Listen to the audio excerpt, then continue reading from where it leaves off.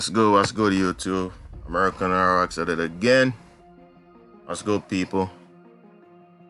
Yeah, just not too long ago came from the south.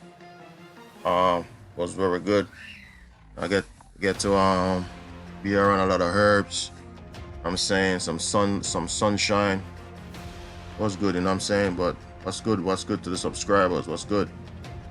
Yeah, so today we're gonna be building on the League of Nations, what it is and what it has become, and its origins. The League of Nations is what you would call today the United Nations, okay?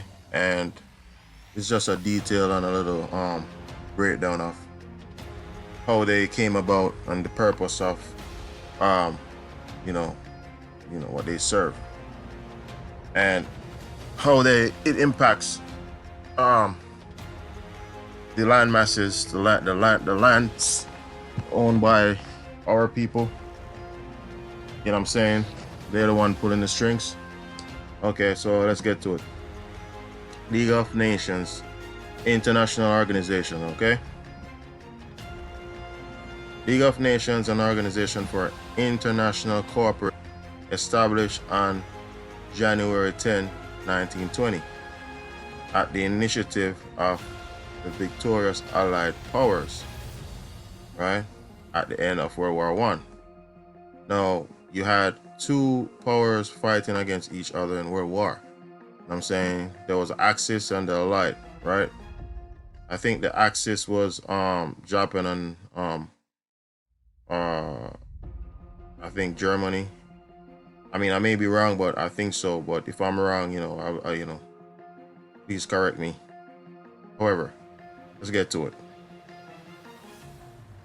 So, the terrible losses of World War I produced as years went by and peace seemed no nearer, an ever-growing public demand that some method be found to prevent the renewal of suffering and destruction, which were now seen to be an inescapable part of modern war.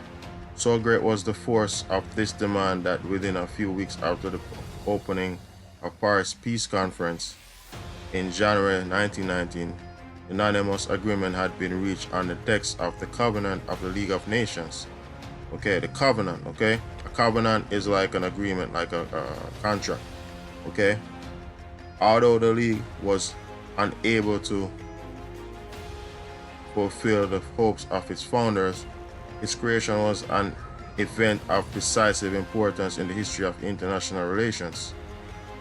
Now, people, again, these powers that be are powers that used to be.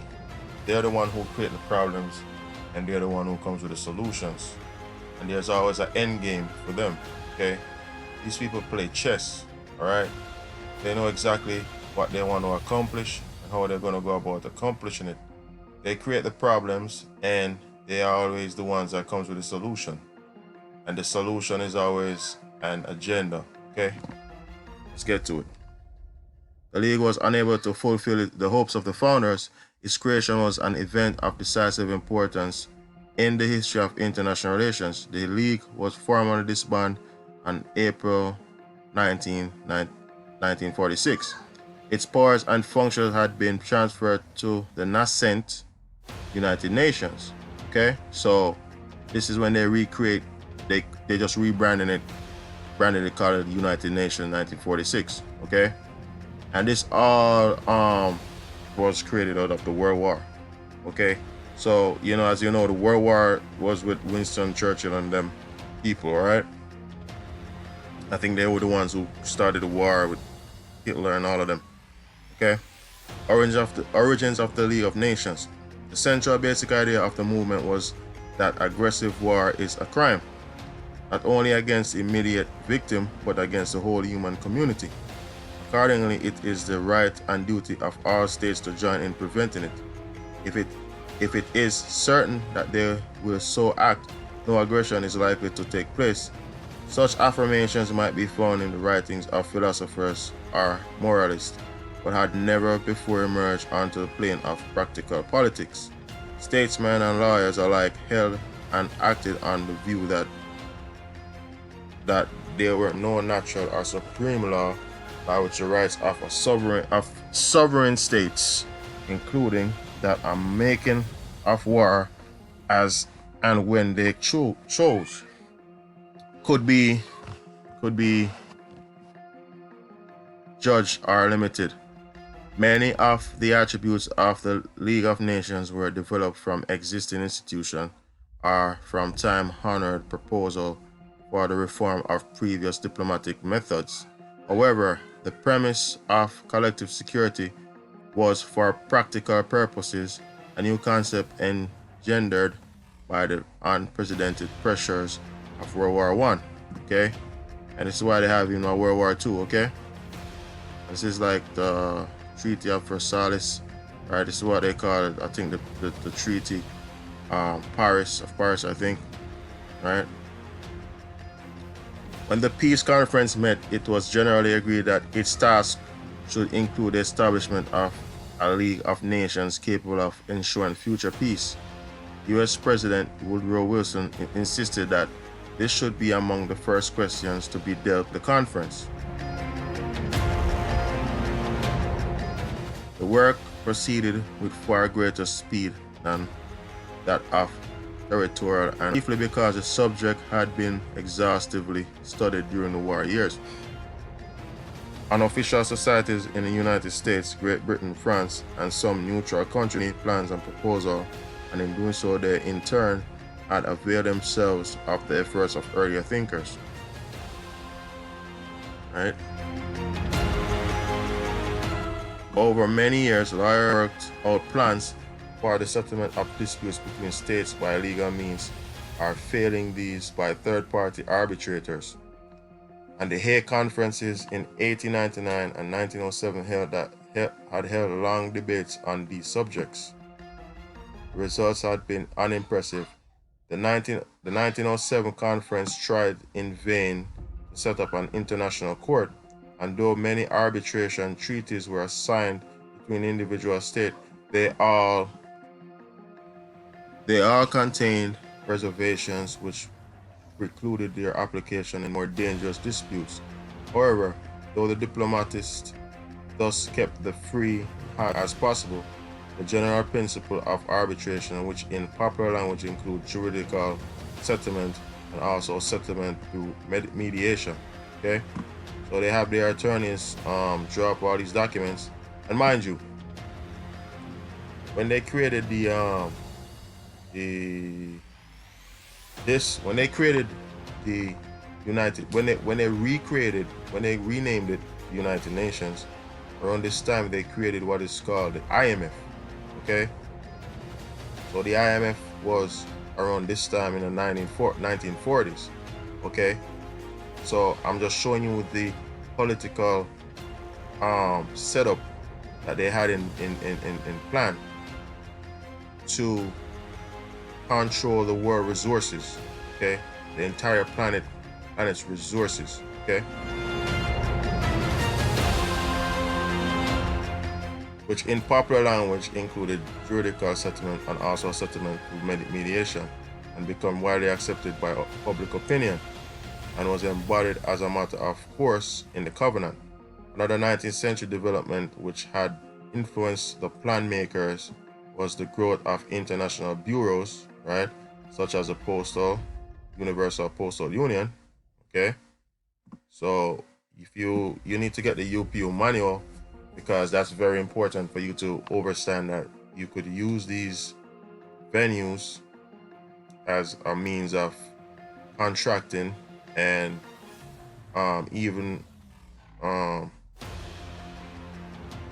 regulating these legal constructs, so to speak, right?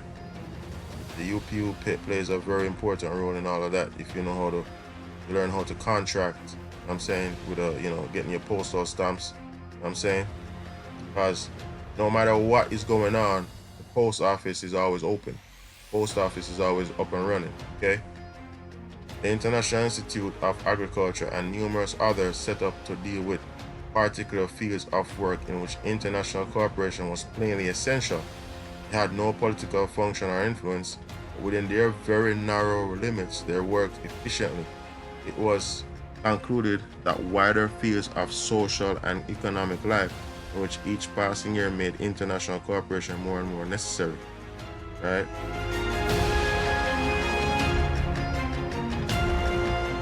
Might, with advantage, be entrusted to similar international administrative institutions. So these are our administrations, okay?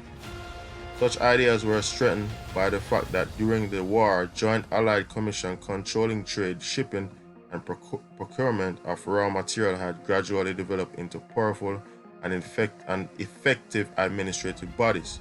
Okay, so basically what it's saying here is that the resources, right, is what empowered our resources of our lands. Okay, it's what empowered these entities to to be able to function. Okay. Planners question whether these entities, admitting first the neutrals and later the enemy states into their councils. And mind you, the League of Nations was a colonizing force before they evolved in what they are now.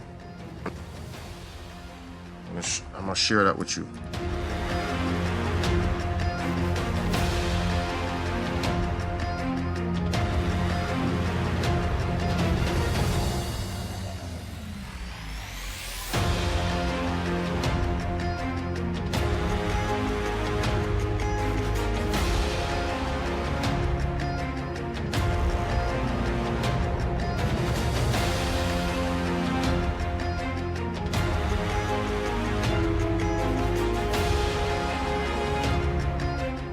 So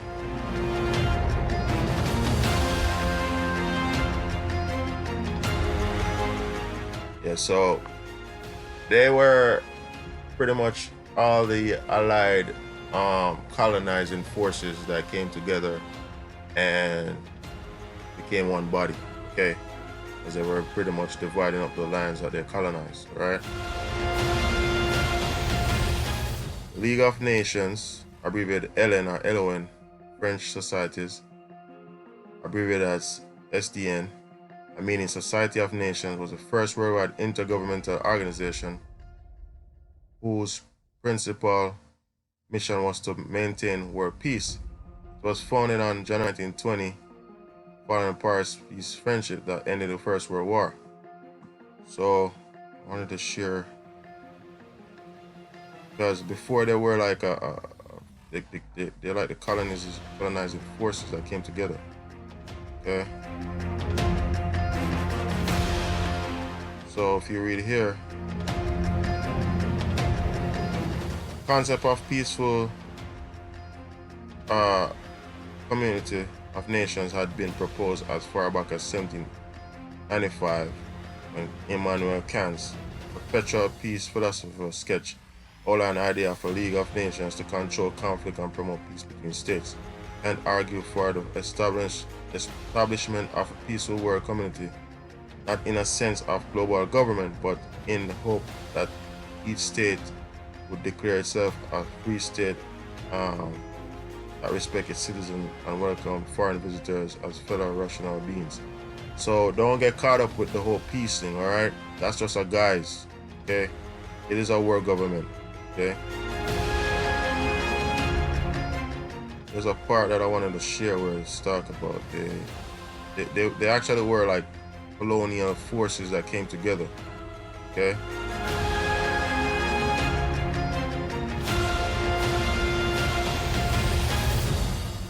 I'm trying to find it.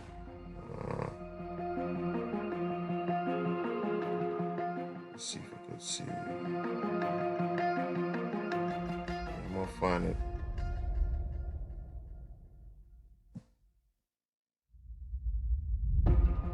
So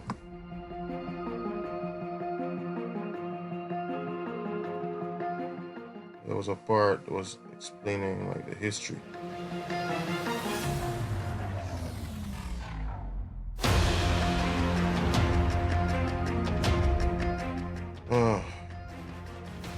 So this is just a breakdown of what the League of Nations is. But I was reading at one point where they was saying that they're actually the colonial powers that came together. All right.